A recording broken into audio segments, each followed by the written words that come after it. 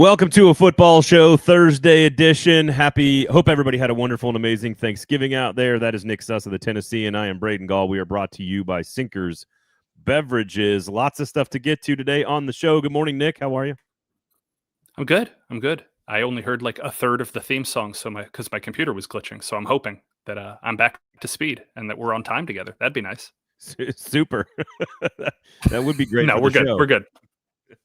All right. So we had some Monday morning quarterback reporting. Albert Breer had some nuggets in his report. We also have an Adam Schefter. I don't think it's really reporting. I just think it's more of opinion by him. But we've not really done sort of a coaching candidate wrap-up, roundup, 1.0, whatever you want to call it. So we're going to get into the different categories of coaches that the Titans could go after from a strategy standpoint. Albert Breer saying in his report that they are watching tons of film on this. I can confirm that. And we are going to have we're going to have lots of nuggets, hopefully, for all of you. As this process is still very much in its early stages inside the building. So therefore, anything we get outside of the building is still very much just like, this could be a thing. And so that's where they're at on this. You guys know the rules. PK and I talked about it, of course, on Monday. We've got Cam Ward versus Shedeur Sanders, but there's more to it than that. It's Jeffrey Simmons versus Myles Garrett. It would be fun to see them actually try to block each other, but that'd be really fun. That won't happen. However, he's going for the sack record. And, of course, Mel Kiper's head will explode if Cam Ward is better than Shedeur Sanders, who is actually a friend of mine and is one of the nicest, most genuinely awesome human beings that I've ever worked with in this godforsaken industry. So to clean up the dangling participle, Braden is saying that Mel Kiper is a friend of his, not Shedeur Sanders. Yeah, 100%. Yeah. There you go. Coach Will says, babyface Suss. That is correct. If you are watching on YouTube, you can see the freshly shaven Nick Suss of the Tennessean. Pay for good journalism, of course, and watch the show. Pay for my razors, I guess. There you go. Watch the show. You can watch it on YouTube. Thumbs up, notifications turned on, etc., etc., etc. Please share the show right now if you're watching and you want more people to be a part of the conversation. You could retweet it. You can share it on Facebook if that's still a thing that anyone under the age of 65 uses. And, of course, you've got YouTube as well. Please share that product as well. Josh, good to see you. Team Ramrod, of course. Mark Tressman, number one. Ed Henry, good to see you as well. So please get into the comments, and you can steer this as you see fit when we get into these candidates. If we don't mention a candidate you would like us to talk about, please make sure that name gets into the comments. But trust me, we are going to hit. I don't know how many names you have written down. I'm sure they're all just in your head, metaphorically written down. Maybe. I have a tangible written down list at my office, but unfortunately I'm at home, so I will have to muscle memory through the list. I have 21 names written down. That's roughly where I'm at. I think I was at 23. I'm at 21. So we will try to get to most of them. We're not going to go as in-depth into each candidate. So I'm not going to spend 10 minutes asking you, who could Todd Monken hire as his coordinators? We're not to that phase yet of the process. No. We are in the, is a college coach the right strategy? Is a former head coach the right strategy? Is a first-time coordinator the right strategy? And what other strategies could be considered? Ties to Borgonzi, ties to Brinker, ties to the Titans. All different things that we need to discuss and work through. Offense versus defense, et cetera, et cetera, et cetera. So we'll get to all of that. Today on also coaching chaos, you were right. One of the few people that said LSU the whole time. I should never have wavered. I heard one report from one person close to the situation. They said, I don't think he's going to LSU. And that was incorrect because nobody knew what was happening. And I should have stuck with my guts on LSU, but you were correct. I'm not going to tip sources, but just so you know where this is coming from, I have a friend who works for a hospital. I can't. What's crazy is I can't even. I don't think that's a joke. No, yeah, I have a friend who works for a hospital in Louisiana. I'm where they pay players. I am leaving it at that. Yeah, I trust my friends. Coach Wills, I'm against first-time coordinator right now. That's not necessarily the wrong. That's not necessarily the right approach, Coach Wills. But I understand your feelings on that. All right, so we'll get to all of that stuff today on the show. Sinkers Beverages, five-time. Excuse me, I just shorted them. 5-time liquor store of the year. Obviously, you can join the In Crowd, which is their customer appreciation group. It costs no money. They're not going to bother you. There's no text messaging. It's none of that nonsense. It is just like a couple of times a year, you're going to get a great email saying, "Hey, we're doing a free bourbon tasting down here at this location. You're one of our favorite customers. Would you like to come be a part of that for free? That's a pretty cool opportunity to go do the barrel tasting at a distillery and then get to help Sinkers choose their barrel pick for the store that you can then come back and buy later. But you can only do that if you're part of the In Crowd. So please sign up for the In Crowd. Search Uber Eats, of course, and have that booze delivered directly to your house this weekend. As we like to support and promote good quality, responsible behavior in our society. So there we go. Let's have the booze delivered when you're drinking over the weekend. Search Uber Eats Sinkers Beverages. There you go. Okay. All right. So I'm going to start. We'll start with the report here, which is really, honestly, it's not that. I don't know what you thought about this, but it was not nearly as like deep in the weeds as I expected it to be when I saw kind of it start floating around Titans ether on the internet. And that is, they would like someone, quote, with experience and can work with Cam Ward. Okay. Yeah. Duh. And then he just mentioned that they're watching tape on 1 million people all across the league with different types of names. They would prefer someone with some experience, but then they said they're also, he also used specifically Jesse Minter, defensive coordinator for the Chargers, and Chris Shula, defensive coordinator for the Rams, two names that are very much a part of this conversation as well. Not specifically saying they're interested in those two, but using them as an example of inexperienced candidates that are being interviewed. So basically what I'm taking from the report is the Titans want somebody who knows football, likes Cam Ward, and is a coach at somewhere at some level, in some place. Sure.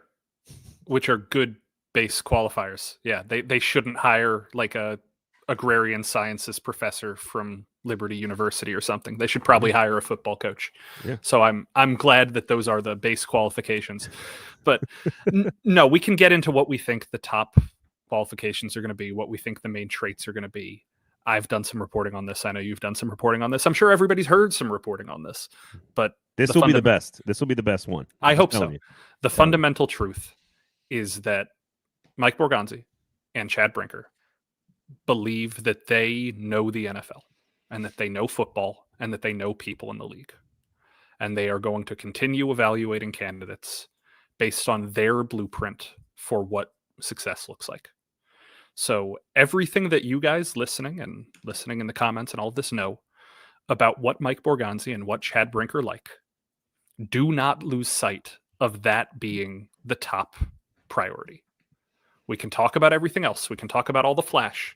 But like you've heard me say 1,000 times on this show, don't forget what you thought at the beginning.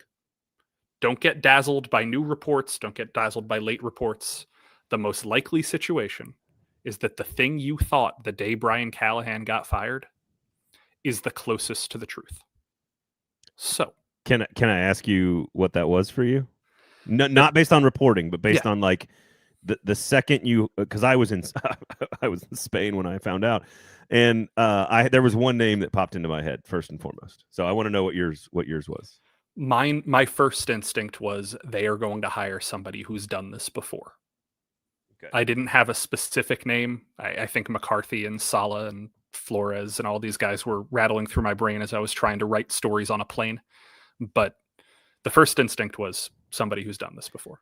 My two were, Arthur Smith once was the first name, and Matt Nagy was the second name. Those are the first two. And oh, by the way, if you can find odds on this, which is harder to find, maybe a little bit more offshore these days, the top two betting favorites for the job are Matt Nagy 1, Arthur Smith 2, Cliff Kingsbury is number 3. Generally, when people say, to your point, they have done this before, hopefully it is well. AKA not Cliff Kingsbury, but very handsome, runs a fun offense, doesn't fit Cam Ward's skill set whatsoever, but sure. Arthur Smith and Matt Nagy were the two that came to mind. So I do think there's part of me that says do the Occam's razor thing to some degree, which I know doesn't fit this situation perfectly, but like the most logical conclusion is probably going to be the most logical conclusion, right? But I do think, and I feel like I feel pretty comfortable saying this, that they are going to do extraordinary diligence on the unproven candidates. That's what I'll say. And already somebody in the comments mentioning, I think an under-discussed possibility is Anthony Weaver. We are going to discuss him today on the show. So those are the kinds of names that we're going to hit on the show. And let me make one. Yeah, and let me make one broader proclamation before we get into the specific types. Remember that time that the Titans didn't hire John Eric Sullivan as their general manager? Like, remember every connection was made of, oh, Brinker knows this guy. Or I think there was another candidate. There were two candidates who Brinker had worked with extensively that everybody just drew the connection of, oh, person X knows person Y. He's the hire. And then the Titans went out and hired Mike Borgonzi, who everybody thought was kind of above the Titans candidate pool. Expect that to be the philosophy. So as much as we can draw the connections of, well, Borgonzi knows Nagy or Arthur Smith knows the Titans organization, de-emphasize those a little bit. Like the McCarthy connection, the Nagy connection, the Arthur Smith connections, they're easy to make because we know them. But it's lazy, but it's also just fundamentally not how the Titans have made hires. Dave Ziegler being the assistant general manager, I don't believe he's ever worked with Borgonzi or Brinker before this process. Reggie McKenzie had worked with Brinker before. That is an exception there. But very seldom in this hiring process is the obvious connection candidate the guy who gets hired. Yeah. And here's what I'll go even one step further and say, if you are going to value that particular element, I would value Borgonzi's tree and relationships and connections over Brinker's. That's fair. That's what I would do. So if you're saying, man, Mike McCarthy because of Brinker and Matt Nagy because of Borgonzi, I would lean Nagy over McCarthy. Not the least of which is I think Matt Nagy is a far better candidate Interesting. than Mike McCarthy. I don't want either one of them. I'll just be honest on the front end of this conversation. I'd be willing to give everybody a chance, and I think they're both experienced. There's a floor. I just am too close to Mike McCarthy to maybe even accurately portray this. I just don't think he is interesting in any possible way for this organization. So it's very possible that he's their top choice, and certainly he has a relationship with Brinker. But I mean, McCarthy's time in Green Bay didn't end particularly well. And while his offenses have been relatively solid, they have been largely stuck in 2010 for the last 15 years. So he has also coached more playoff teams than every Titans coach combined. Rodgers had nothing to do with it. No, I know your point. He is so uninspiring to me. And again, it's because I've watched every game he's ever coached in the Green Bay Packers organization. So there's that. I want to get one type of candidate out of the way quickly because I think it's the easiest and shortest conversation. We already had a request from Coach Wills to talk about Marcus Freeman. Schefter kind of floated this idea. I know Mike Herndon has said, Marcus Freeman and Dan Lanning, which is the Oregon head coach and the Notre Dame head coach. Those are two largely, if you put the two of them and Lane Kiffin on a board in college football, I think you would say those are the three most coveted names in the sport right now that are currently coaching, not the Nick Sabans or Urban Meyers. I think every organization, if Alabama or Ohio State or Georgia, the biggest programs in the world, came open, the three names that would be at the top of every single list are Marcus Freeman, Dan Lanning, and Lane Kiffin. I think what's interesting is I think what makes Dan Lanning a really interesting candidate is he's so good at the college game. I think Marcus Freeman is so much more suited for the NFL, and I think hiring Marcus Freeman would be a fantastic decision. I think his relationship with people and his quality of sort of culture building, creating a standard, is absolutely what the Titans need. Marcus Freeman, I think, would be a wonderful choice and a candidate. I don't know about Lanning or Kiffin or anybody else in the college ranks. I think it's kind of Marcus Freeman or bust. I don't know if he's interested. He loves where he's at. So college coaches, Nick, what do you think? Let's get the obvious response out of the way. Pete Carroll's the last person to successfully make the jump. Is that true? And Pete Carroll had already been an NFL head coach before. Saban was good. Pete Carroll was after that. Oh, okay. Yeah, I guess that's true. I guess that's true. And Carroll had been an NFL head coach before he went to USC. So it's not as if he'd never coached in the NFL before. Saban had coached in the NFL before. I'm trying to think of the last time. It's probably Jimmy Johnson, the last time that somebody with little to no, or Barry Switzer, whichever Cowboys coach you want to pick, little to no NFL experience, successful in the NFL, and Switzer obviously inherited what Jimmy Johnson had built in Dallas. It's not easy to do. The point is, the list of successful, good college coaches who go on to be good pro coaches. Steve Spurrier couldn't do it, and Lou Holtz couldn't do it, and Urban Meyer couldn't do it, and Matt Rule couldn't do it. Well, Rule's interesting because Rule's one of the few that I would compare to Freeman, because I think what's interesting about all the coaches who have quote unquote failed, Bobby Petrino, Steve Spurrier, all the names, they have a very particular temperament. They are wired in an egocentric, very control freak, kind of weird, eccentricity. The eccentricity on Spurrier and Petrino, it's just an odd personality type. A lot of it's ego. I can go up there and do it there if I can do it here. I don't think from what I know of Marcus Freeman, having covered him on the college, he is not like that at all. Like he's way more like Matt Rule, and that's not necessarily a positive here. But I think Freeman is wired more like Mike Vrabel than he is like Steve Spurrier, and I think that's what would give him an opportunity to be successful. Yeah, and there is a narrative about Notre Dame football, which we can both dispel here, of the like, oh, these guys, they play a bunch of cupcakes and they never win the tough game, and Marcus Freeman's just got the easiest, cushiest job. I think Eddie put it in the comments. No, Eddie's wrong about that, but I love you, Eddie. So look, how did they get to the championship last year? By beating Georgia and Penn State. Those are two pretty big games that Marcus Freeman won. With better talent than him, arguably. Yeah. It is Notre Dame is a difficult job because Notre Dame makes it a difficult job on itself. Yeah. Their behavioral standards, their academic standards, the things that they decide for themselves is what makes it a harder job. You get paid a ton. Sometimes the schedule's easier. Sometimes the schedule of an independent's much harder. I think saying that it's one or the other each is hilarious to me. And we also, if you go back and look at how Notre Dame beat Georgia last year, they didn't beat them in the, run up the score, try and make some fluke plays, hit with a big play type win. They just shoved it. They out-Georgia'd Georgia. Yeah. And nobody has done that other than Nick Saban since Kirby Smart's second year in Athens. The reason Freeman is interesting to me is exclusively about personality type and temperament. Yeah. I think he is wired in a way to connect with people in a locker room to create a standard, to quote Mike Borgonzi. And that is what I like about him. I think the Titans are going to contact him. I think he will be of interest to them. I don't know how far down the road either side gets, because Freeman could just be like right away, I'm not interested. Yeah. And I think this is the point where we need to say my prediction for what the number one trait the Titans will be looking for in a head coach is the ability to quickly galvanize leadership that trickles downwards. And what I mean by that isn't getting everybody to buy in, but it's the ability to get the right people to buy in. And if Borgonzi and Brinker's plan is working the way it's supposed to, those people at the top get other people to buy in. And those people get other people to buy in.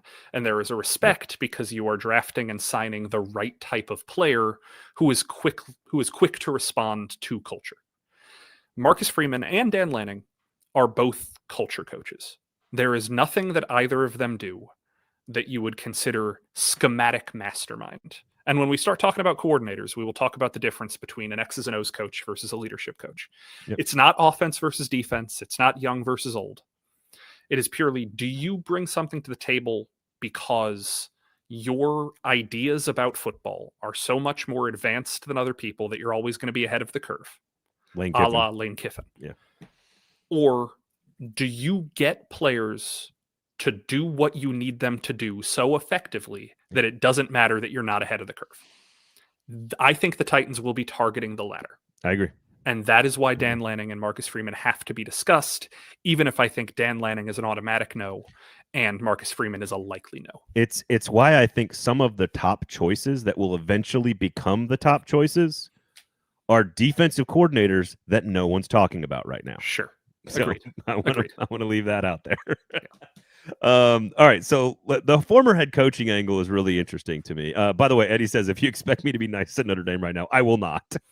He's a big Vandy fan. It's absurd that they're in right now, but I won't bring that argument up till later. That's wonderful self-awareness there. I think there's a chance that Notre Dame gets left out also. And I think the committee would prefer that if BYU wins, and then they could just leave Notre Dame and Miami out altogether. But we'll see what happens. Anyway, The betting favorites right now are almost all former head coaches that Right. have been fired for not being good enough. Although Matt Nagy maybe there's a different traits in there. Matt Nagy is the betting favorite right now. Arthur Smith is the second highest betting favorite. Cliff Kingsbury is number 3. Joe Brady is actually number 4. We'll get to him in a different category. Mike McCarthy is 5. Brian Flores is 6. Robert Saleh is 7. Jim Schwartz is 8, I believe. Mike McDaniel and Steve Spagnuolo. I know they are going to interview Spags. they are going to interview him. You can almost bet your watch on that one. That's a whole long list of names. I don't think McDaniel and Schwartz and even Flores are legitimate candidates right now, but they will do their diligence on them. I don't. Where do you want to go with that list? I'll say I don't think McDaniel is going to be available. Agree. I think he's going to remain with the Dolphins. I don't think Flores is going to be a candidate for several external factors. Beyond that, let's start with Nagy because he's the name that it's internal factors. His name is Adolphus Birch. Let's talk about Nagy because he is the one that is the easiest to dispel, but also the easiest to fall into belief about. Okay. Why do you think Matt Nagy was given a raw deal in Chicago? I don't know if it's a raw deal. Did I say that? I don't know if it's I'm paraphrasing. You said that you think that he is underrated or was maybe not an unsuccessful coach. No, I just think I think Chicago as an organization it's never going to do it perfectly. How much did was he involved in the Trubisky issue? I think is a really big one. If it was mostly him picking Mitch Trubisky, then I might say, maybe I don't want him. I just think the organization wasn't ready to compete yet, wasn't ready to win and be serious yet. And I think he was kind of part of the transition of that. And also one of the few times the Bears have been in the playoffs. So I think he's, of these names, there's a reason Nagy and Arthur Smith are at the top of the list. I think they have the least negative stink on them, if that makes sense. And that negativity, or maybe they don't check a box. I think a lot of those you can look at the other. I think Saleh is the other. I think Saleh is also a very good coach who didn't get. I don't think everything that happened in New York is his fault, right? I think that's part of this. Now, also, how involved was he in the Zach Wilson thing? So, Schwartz to me, Spagnuolo. Okay, no, they've had their chances. I think McCarthy's had his chance. I think Kingsbury's had his chance. I think it's Nagy, Smith, Saleh that have the least negatives on their resume. And that the negatives they do have are a little bit more explainable to outside factors, if that makes sense. Yeah, I would say Saleh is the candidate on the list who is the most likely to be the Mike Vrabel, the example of the coach getting a second chance who immediately knows what he did wrong the first time and can win quickly. Totally agree. Spoiler alert throughout this show, I am probably going to be more kind, more charitable to the defensive-minded head coaches than to the offensive-minded head coaches. Also agree. It has nothing to do with me disliking offense and much more to do with I just think the defensive coaching pool is stronger this cycle than the offensive cycle. Arthur Smith, good coach. All of his Atlanta teams went 7-10, I believe. He never had like a bottoming out 3-14 team. Never had a quarterback. That is not to say that getting him Cam Ward would put him over the top, because we never saw him develop a quarterback either. His time in Nashville, he had inherited Ryan Tannehill, helped harness the best out of him, but didn't necessarily develop him. And then in Atlanta, couldn't develop. Why am I forgetting the guy from Cincinnati's name? What was his name? Desmond Ridder, quarterback. Sorry. Desmond Ridder. Yeah. Couldn't thinking develop like Desmond Jake Ridder. Browning? No. And Ridder was not a first-round pick, was not a first-round talent. But then, the struggles offensively weren't necessarily scheme-based. They were quarterback-based. And we haven't seen it. That's not to say he can't do it. It's just he hasn't done it yet. Nagy, very similar. I think Trubisky was on an upward trajectory and then plateaued. There was not a continued parabolic growth there. If you're totally making the judgment on how does Cam Ward get better, I've said this before, I would rather hire a defensive-minded head coach and let a young upstart offensive coordinator be the person who is in charge of Cam's development. hire an offensive coordinator who you think is going to be a head coach in 3 years. Don't hire an offensive head coach who has to split his responsibilities. Yep. Even if you do hire that offensive head coach, if it's somebody like Nagy, if it's somebody like Arthur Smith, give the offense over to a coordinator. Let the guy in charge be the guy in charge of the team. That's going to skew, from my perspective, toward a Robert Saleh type, or many of the first-time coordinators we'll talk about later defensively, but I can see it done with offense too. I guess this might be putting the cart before the horse, but at this stage, with this number of names on the list, Robert Saleh is at the very top for me. Yeah, I can see that. You're not the only person who I've heard that from. I don't know if I have a tip-top number one candidate, because, look, what's the difference between Robert Saleh and Vance Joseph? I don't know either of them personally. I can't tell you why Saleh is such a hot candidate and Joseph is not. I think both of them struggled as head coaches, but it is exactly what it is the Mike Vrabel of it all. It's the Marcus Freeman of it all. People gravitate to them. Sure. They like being around them and they work hard for them. That is such an easy thing to figure out, even from a distance. And so I'm not saying he's like purely number one, but I'm saying at this stage, there's probably 4 or 5 names that I think should be the finalists, quote unquote, based on my opinions. Mm-hmm. Then there's also names that I think will be finalists based on what we know about the Titans and what we know from inside the building and all this other stuff. I think Freeman and Saleh would be 2 of the finalists for me. If we had starting the search today, they would be near the top of the list for me. I don't think Kingsbury is going to be a real option. I don't think Jim Schwartz is going to be a real option.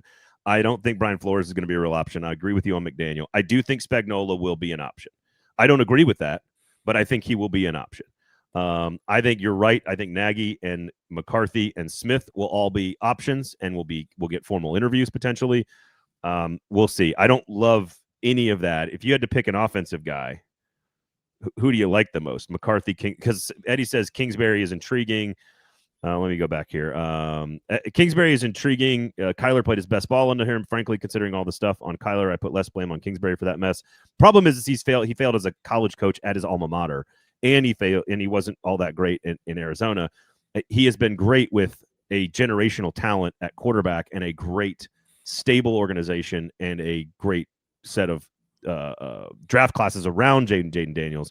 None of those pieces fit into this. His offense doesn't fit with any pieces they have here. So that's my concern with Kingsbury is the mesh with Cam Ward doesn't really fit his offense at all. I'm not defending Kingsbury. He wouldn't be at the top of my list. But let's remember, number one, he's an air raid guy. He's not a mobile quarterback guy. He just happened to coach Kyler and happened to coach Jaden Daniels. He can adapt the offense to what Mike Leach taught him. He can be vertical. That's fine. You asked which offensive coach. McCarthy would be the one that I would favor of all of them, just because he has had the most success and he has the highest floor. Does he have the highest ceiling? I mean, categorically, yes, he's the Super Bowl winner. But even if we're saying at this stage of his career, even if we're saying the offenses he ran in Dallas were a bit antiquated, they were antiquated offenses that went 12-5 in a tough division. To your original point on the original characteristic that you think the Titans should be and will be looking for, it has none of that. Sure. He is one of the least inspiring public speakers I have ever heard in my entire life. Sure. He is an X's and O's guy much more than he is a leadership guy. Matt Patricia, thinking of a dark horse. I don't want him. I don't want him either. So there you go. Do you trade for Mike Tomlin? You don't trade for a coach. You go hire a coach. The Titans are not in the position to give anything up. No, not when you can build a roster around them. All right. You want to move on to the coordinators here? Because I think this is a really interesting group of people. And it's a very long list. You want to break it up offense versus defense instead of throwing them all together? Let's do the offense. I have 3 offensive names written down. Okay. And I want to see if I'm missing anybody, which is Joe Brady, offensive coordinator for the Buffalo Bills, Todd Monken, offensive coordinator for the Baltimore Ravens, and Mike Kafka, offensive coordinator for the New York Giants. I don't think any of those 3. Todd Monken would be my favorite. I have a feeling they will kick the tires on all 3. I don't think that they go that direction, because if they're going to go that direction with an offensive mind, number one, this is stupid, but this is real. Teams do not pick the same exact thing again, minus the Florida Gators. Of course, they don't normally go pick the same thing that just failed miserably because it's a hard sell to the ownership, to front office, to Correct. fans. It's a hard sell. And so I don't think they will do their diligence on these three. I don't think any of them are the option. What was your list? It was Joe Brady. It was Joe Brady, Todd Monken, Mike Kafka. Who needs to be on the list? I would say Kubiak would probably be the name Kubiak, yeah. you're missing there. Okay. You could throw Jim Bob Cooter. I don't think he's going to be like a high name, but just because of the success Indianapolis had early in the year, I wouldn't be shocked if he gets a couple of looks. And then I had one more name. Kubiak's a glaring omission because he and Monken might be my top two candidates out of those four. Yeah. And then the other name that I guess you can probably reach on, where did I have it written down? Oh, Josh Grizzard. I don't think he's necessarily ready yet, but Tampa has pumped people out, and he is a name that you'll probably hear a little bit. The next in a long line of OCs going on to do stuff. I think what's interesting to me is like if you really love Clint Kubiak or Todd Monken, like why not go hire the real thing, Matt Nagy, Arthur Smith, Mike McCarthy? Like it's just we have all of these guys that are equally as good at drawing up offenses that have already done the experience thing, you know? Yeah, I don't necessarily know what makes them the real thing versus those guys. Like, here's a I name meant that they had the job, yeah, is what I meant. Yeah, they've had the job. I'm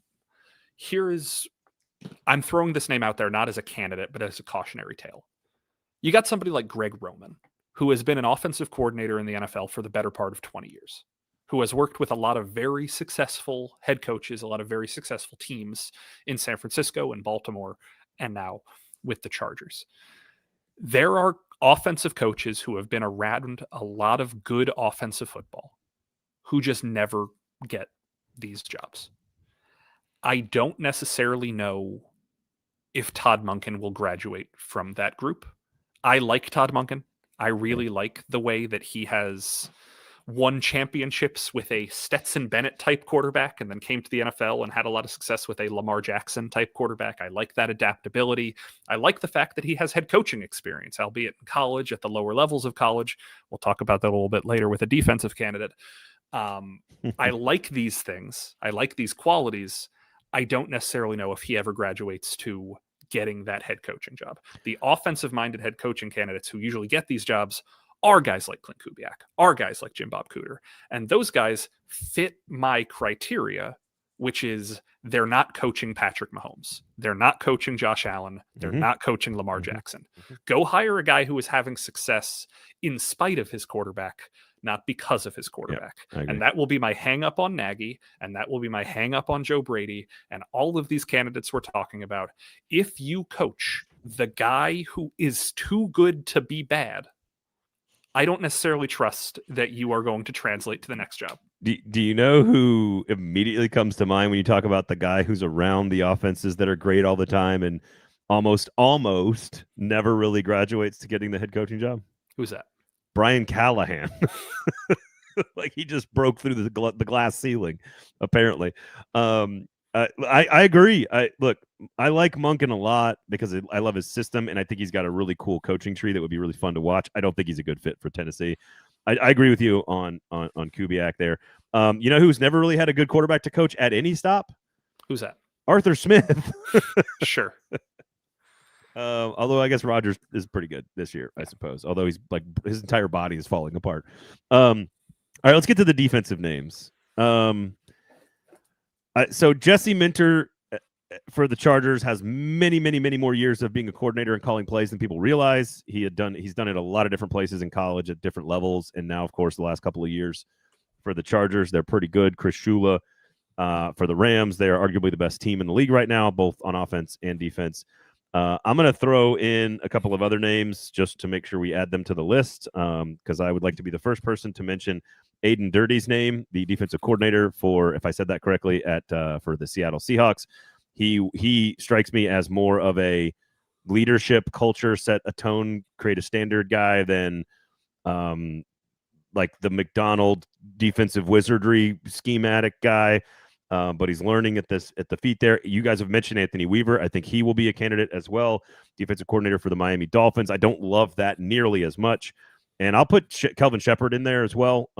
Just constantly creating good defenses no matter where he goes. So where do you want to start with that group? That's the 5 I've got on there. Am I missing a name that you want to put on there? Because it sounds like there was one. I think you missed Jeff Hafley, who I think has to be named, even if you don't want to lose him from Green Bay. No, I don't think his 1 year being a head coach wasn't good. So I don't think he's ready to be that. I don't think he's coach at Boston College. Fair. I just he was in over his skis, and that's that's all I'm going to say there. And then there was one more name. Matt Burke in Houston has paid dues for a while now.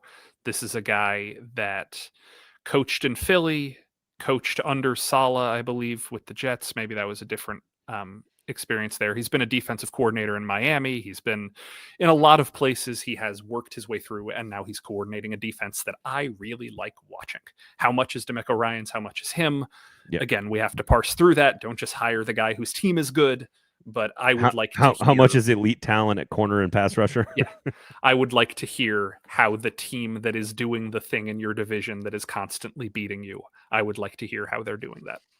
Beating Josh Allen and Patrick Mahomes, frankly, the way those defenses are working. I'm really interested in Minter and Shula. I think those are both really good candidates.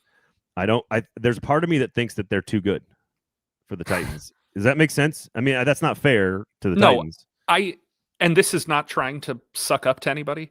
I would have said the same thing about Mike Borgonzi 10 months ago. Okay. 11 months. Okay. I would have thought. Quit sucking up to Mike Borgonzi, sus. I would have thought Chiefs assistant general manager would not want to come here, and they hired him. So let's not just totally throw guys out. Chris Shula is, like you said with Saleh, top of the board. Chris Shula would probably be guy I like the most at this point, and I've gone back and forth. Sometimes I've thought it was Hafley, sometimes I've thought it was McCarthy or any of these candidates we're talking about. I just really like the way the Rams are doing things. The one hang up would of course be the Brandon Staley of it all. Yeah. You can't just keep hiring guy from the McVay tree and hope it works. It didn't work the last time. And Raheem Morris has not been a particularly successful second-time head coach since he went through the McVay rehabilitation tree. And we also have a guy like Ejiro Evero, who has been interviewed time and time again out of the McVay tree. He's doing good things in Carolina, and I wouldn't be shocked to see him get candidates or interviews again this year. But we can just keep pounding the McVay tree for diminishing returns. The reality is some of it's probably just McVay. Yeah, right. Coach Wills is asking us to sell him on Chris Shula. Where would you start? I would start by saying watch what the Los Angeles Rams have done in the year and a half since Aaron Donald has departed. Watch how they replaced a one-of-one talent who was a singular defensive player who stirred the entire drink. And watch how they rebuilt, and watch how they developed this young talent, and watch how they devised a scheme that took advantage of young talent and made them pop early and made them pop young in their career and got better after losing a player who comprised the entire defensive strategy. Look at how tough this team plays. Look at how committed this team plays. Look at how continuous this team plays as a togetherness in defensive unit. I like the way they play. It doesn't hurt when your name is Shula. I think that's going to make people remember you more than if your name is Campanile. I don't love that angle to it all, but I don't either. But in the same way that it doesn't, it's like Mike LaFleur. It's like, is Mike LaFleur really good, or is it just last name is LaFleur? Yeah, in the same way that it doesn't hurt when your name's Kubiak. Like that's going to help Clint. Callahan.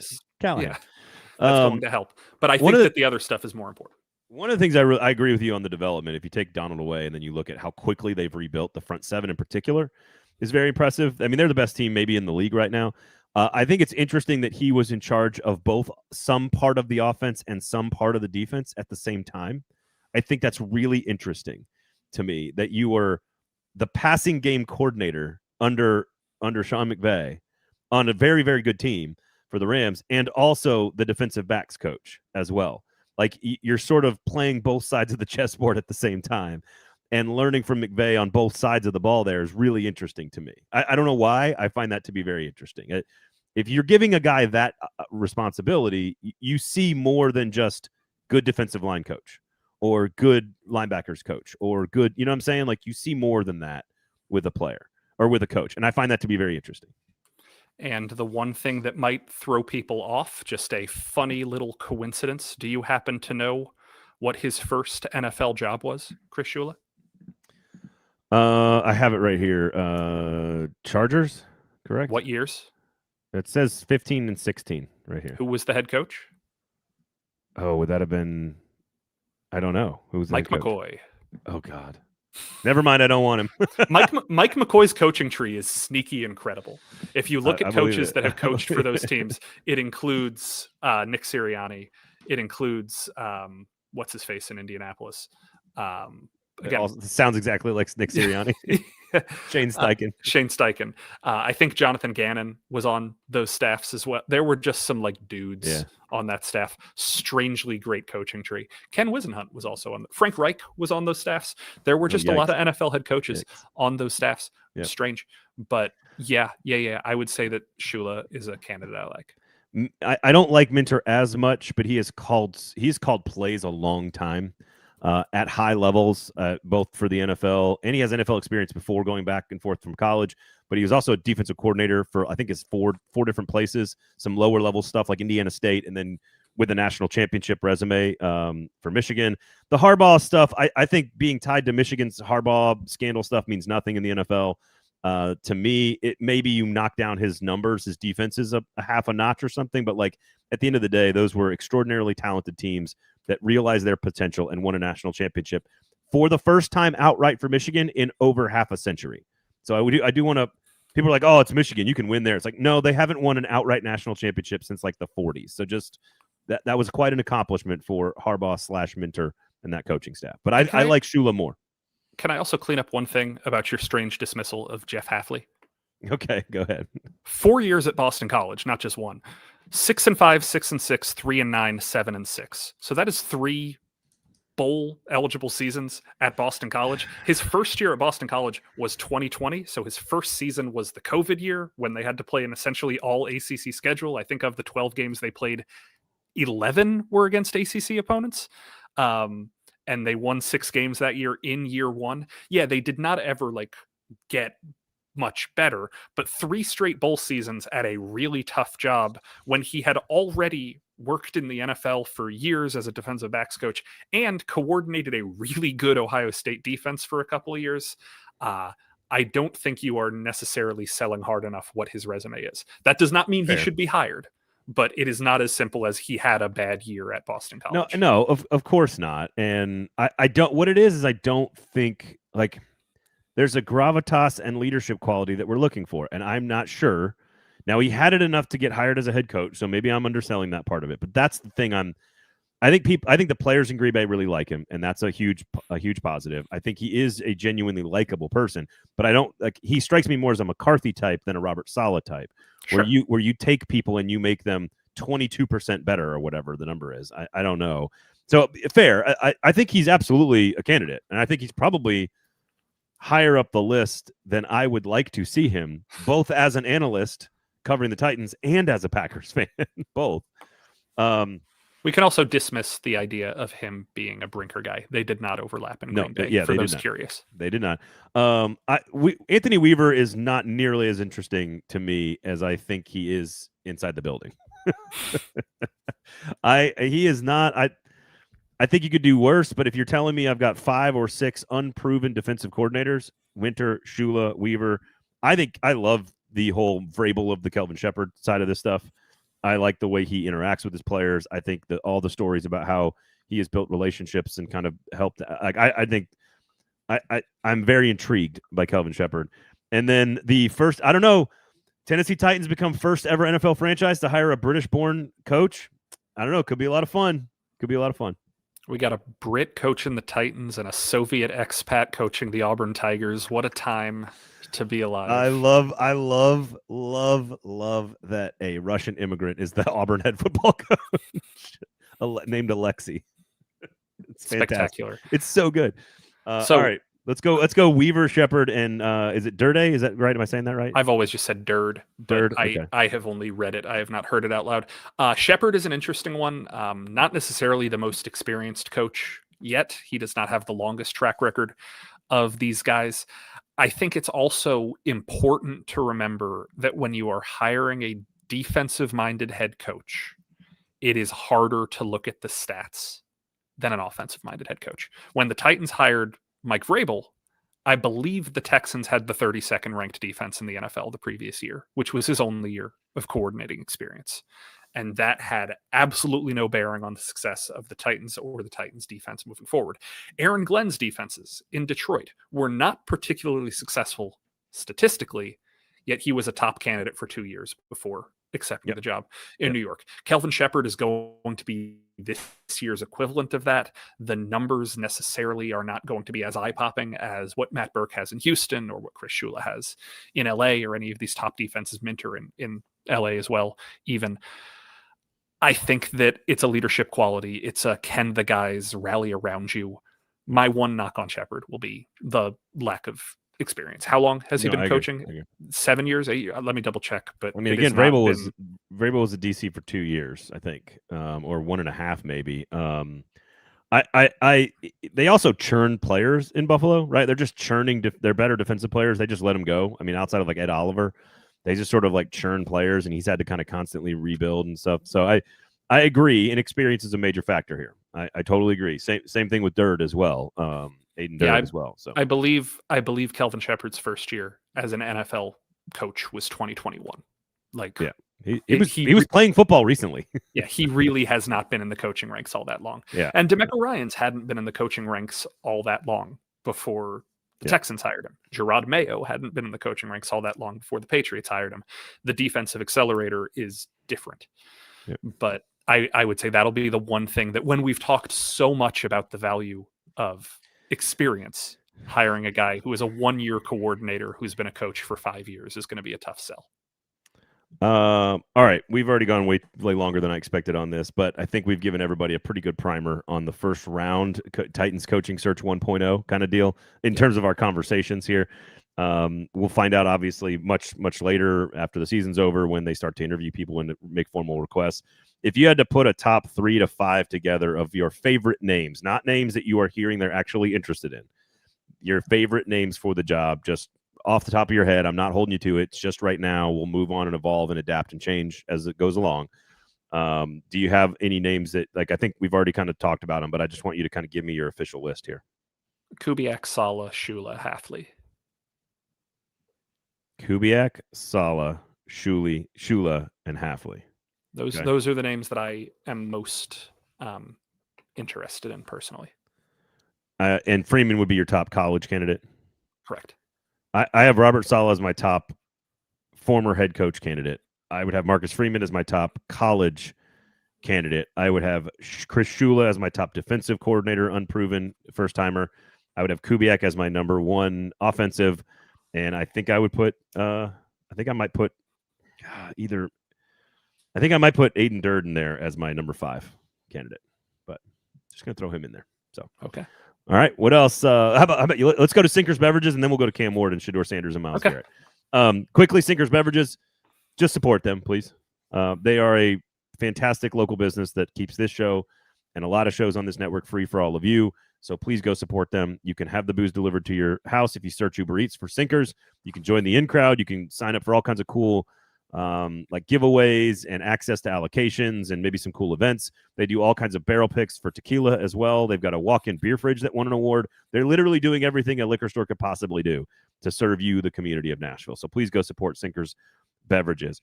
All right, Cam Ward versus Shedeur Sanders. Apparently they're really good buddies, of course. We knew that during the draft process. My only analysis of this is like, I don't love that our media is dictated by the rules that media is dictated by, in which case it is going to lead to, I assume, all you Titans fans being inundated for the last 3 days and the next 3 days in nothing but Cam Ward versus Shedeur Sanders talk. It's why it's in the title of the video. You know, like I don't think there's any merit to the actual. It's interesting to watch 2 rookie quarterbacks that went so far apart in the draft after being predicted to go close. And then Mel Kiper's reaction to that is interesting. But I don't know what on a football field actually makes this interesting. It's 2 really awful offenses. It's not an interesting game from that perspective. It is way more interesting to talk about Myles Garrett and Jeffrey Simmons. I agree. But I will also say this much. If you are somebody who believes that the real product the NFL peddles is not the 3.5 hours you watch the game on Sunday, but the hours and hours you spend talking about the NFL Monday through Saturday, Braden, we are doing a podcast about the NFL right now. You cannot pick on people for talking about the NFL when the games aren't happening. I can pick on your methodology with which you talk about something because you are governed by certain rules that do not apply in the podcast space. I agree. Sir. I have written many stories with Shedeur Sanders' name in the headline this week. I understand. I am not trying to admit that I am not part of the machine. But the one thing that is very interesting here is that we have grown accustomed in recent years to immediate success stories for rookie quarterbacks. These are two non-immediate success stories. It is very interesting to watch this game from the perspective of, well, what is it going to take for these guys to live up to potential they thought they might have? Beyond that, it is probably going to be a dreary, dreadful offensive football game to watch. Myles Garrett will be part of that. Jeffrey Simmons will be part of that. 15-mile-an-hour winds tracking west-northwest will be part of that. Oh, you got the direction down already. Okay. I do, yes.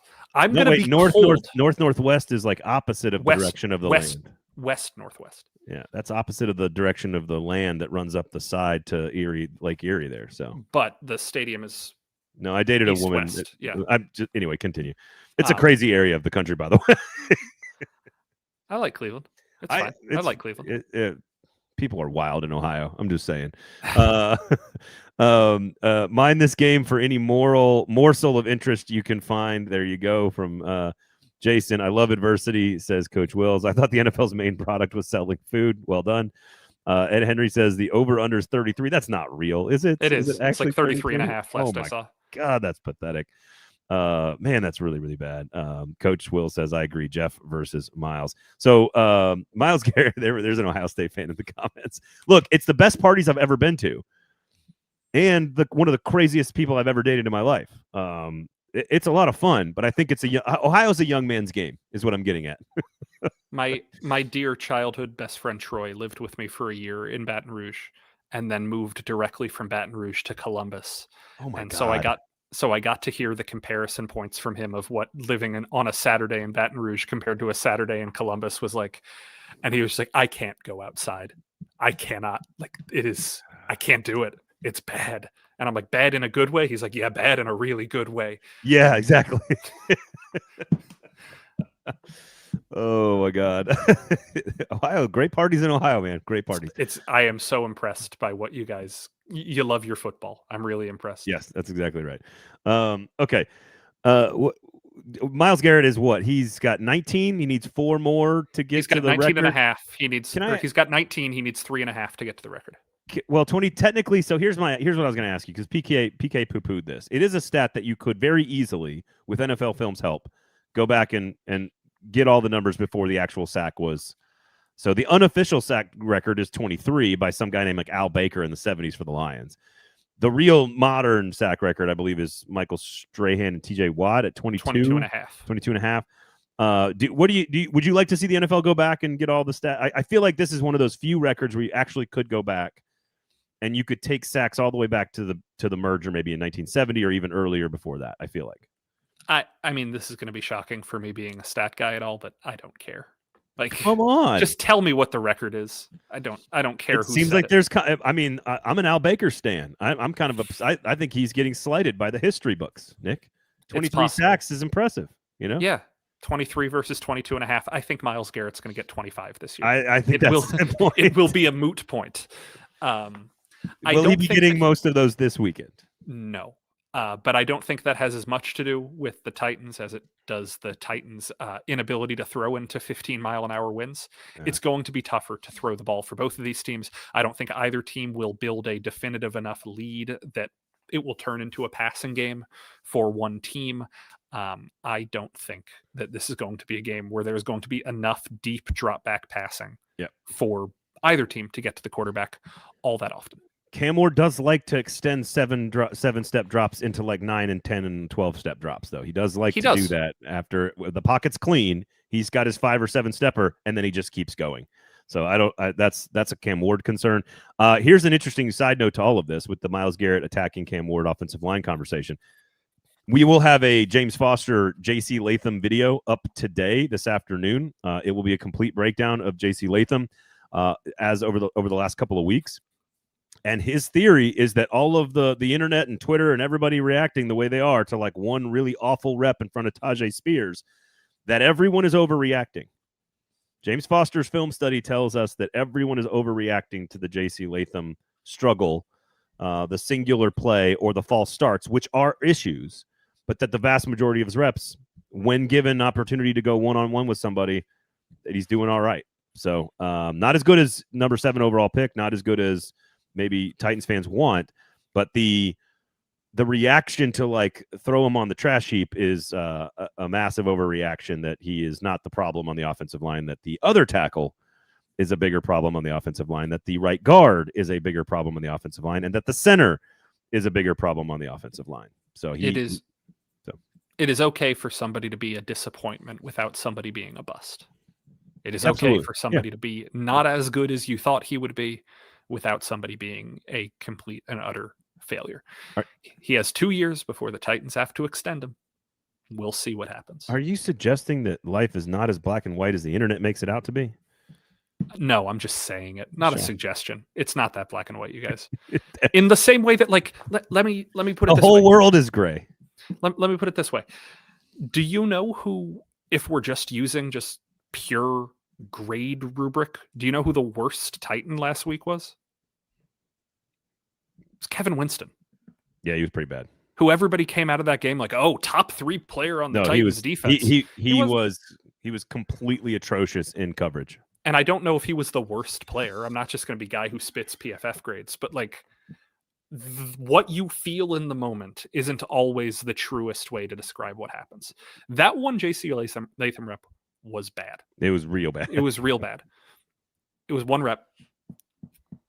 Yeah. 1 rep. No, roll Kevin Winston up in press man coverage on Harold Fannin this weekend and just let him play at the line of scrimmage with him. Because if you ask Kevin Winston right now at this stage of his career to read which direction Harold Fannin is going to run when he's running full speed in coverage to him, he has no clue right now. He has no clue. Like those are some of the worst pass reps, coverage reps I have ever seen.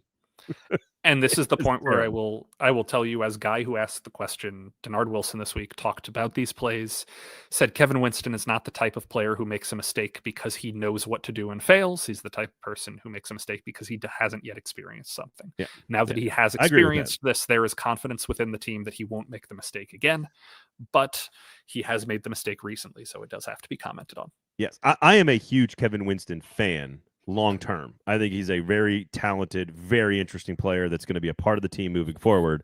It doesn't mean that I don't call a spade when his coverage was bad and get caught up in one really great play coming off the edge, blitzing the quarterback. And honestly, the truth is his run fits were spectacular. He was right now Agreed. He's very good. Agreed. He's the Cedric Gray of safeties. That's what he is. And Cedric Gray has gotten better and better and better as the season has gone along, especially in coverage. So I think that's Denard Wilson's point about Kevin Winston. But my point is that I think your point is the conversation that sometimes exists around the team in the ether with radio hosts or podcast hosts or fans sometimes doesn't always line up with exactly the thing that goes viral isn't always the thing that happened all the time. I can't believe I had to explain this to people. And most of you listening probably know all this. But anyway, check out J.C. Latham video coming up this week from James Foster on the 440 Sports YouTube page. Next week, we will have, wait for it, a Kevin Winston video coming up. So we'll have breakdowns of both of the things we're talking about on the 440 Sports YouTube page from the one and only James Foster. That one will be up this afternoon. And then the Hot Read podcast with me and James is coming up tomorrow, where we do more of this stuff. And we talk about some of the college football stuff going on this weekend from a scouting perspective. We got too long here to say we'll do rapid fire coaches because I just want to hear.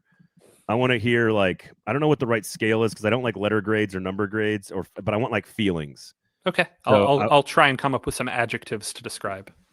Just the future success evaluation of the coach at the school, not how it all happened and that Auburn was making John Summerall hire his own defensive coordinator, and John Summerall said, "Nah, I'm good. I'm going to go to Gainesville instead." Like none of that stuff. None of the Kiffin stuff. Just Lane Kiffin at LSU vibes. Good.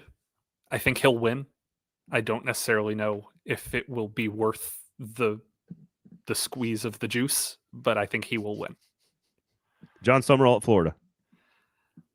Not the fit that I would have wanted for John Summerall, and I don't necessarily think he will have as much success at Florida as he would have had in other places, but still a coach I think very highly of. I think very, very highly of John Summerall. I have very high vibes on the Florida move. Alexi Golish at Auburn. Good. The right kind of hire for Auburn, but I do not think he will get Auburn back into the top echelon of the SEC. I think they did the right kind of strategy. I just don't know if he's ready for the job. That's a big job. A lot of different types of pressure at Auburn.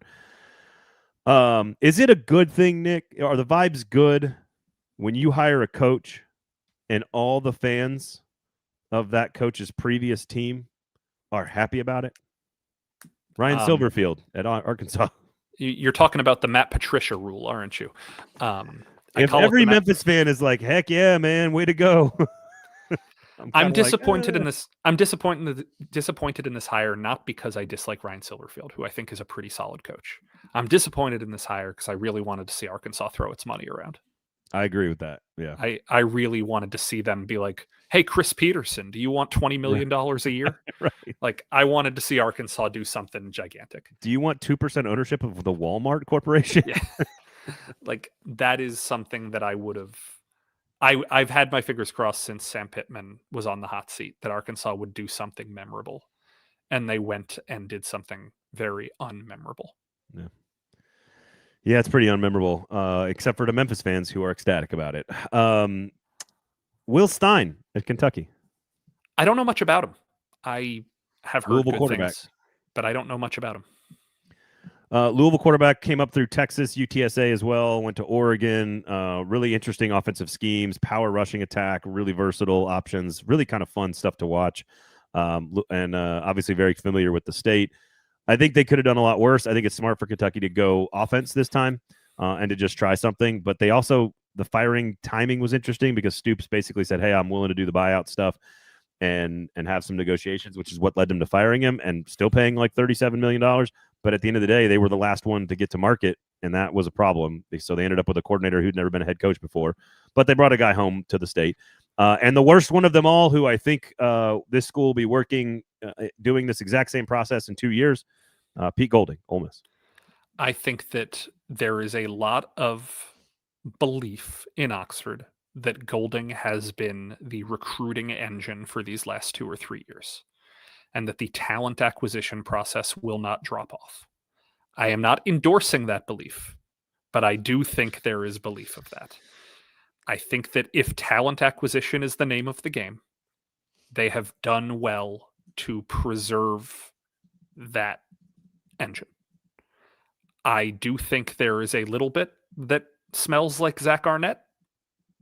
That's literally the comparison I used on the SEC show yesterday.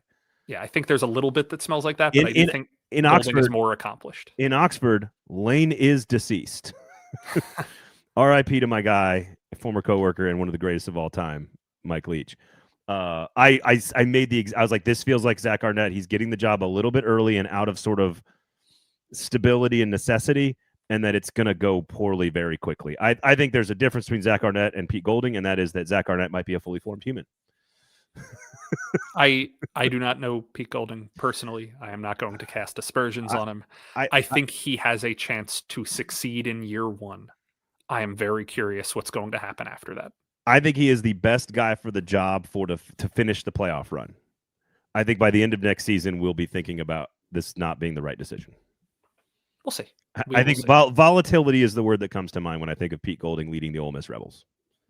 That's the word that I think. There have been some volatile Ole Miss Rebels coaches that have had success early. Yeah, fair enough. Lane has a lot more success elsewhere, though. Okay, all right. Anything else? Safe travels to Cleveland, and there you go. Yeah, I'll try and stay warm. I will try and get you guys the updates you want, and if it snows, I'll make a snowball or something. I need to know if it's west northwest or north west northwest winds. Make sure you really report that accurately. I will do that yeah. and report which way my finger blows. It's science.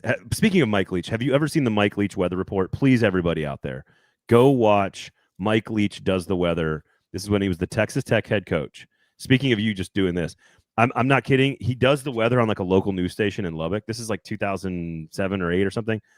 And he literally goes, they ask him like, well, what do you think the weather's going to be like for the game this week? And Mike Leach is wearing like a shirt and khakis tucked in. And he goes, when I try to figure out the weather, I just go outside and I do this.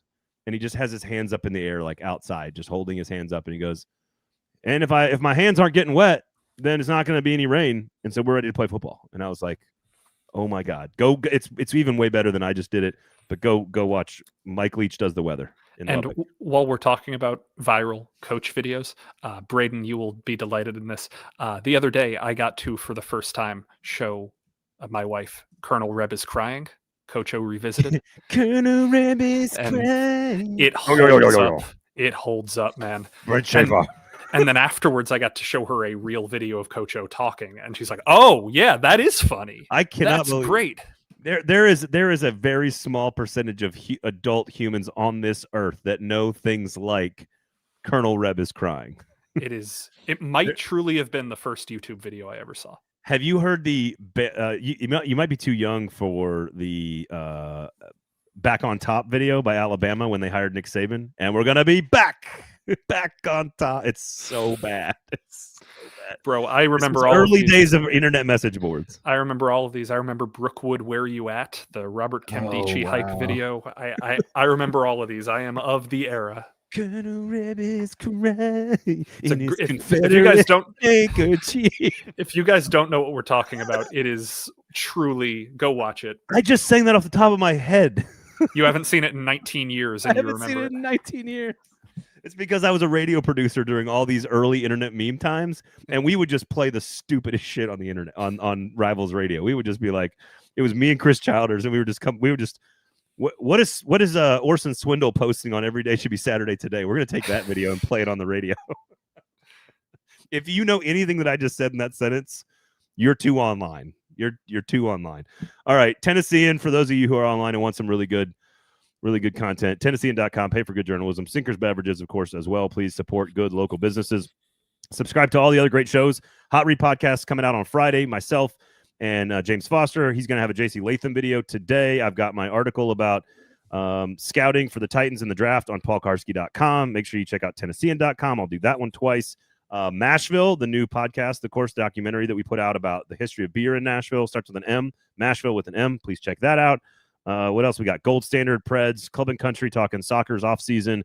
SEC Football Live with Trey Wallace is great. He's super insider when it comes to the SEC stuff. Other than that, Music City Audible, all the other great shows across the network. Paul Karski Podcast. Please check them all out. For Nick, I am Braden. Have a great weekend. We shall talk to you on Monday.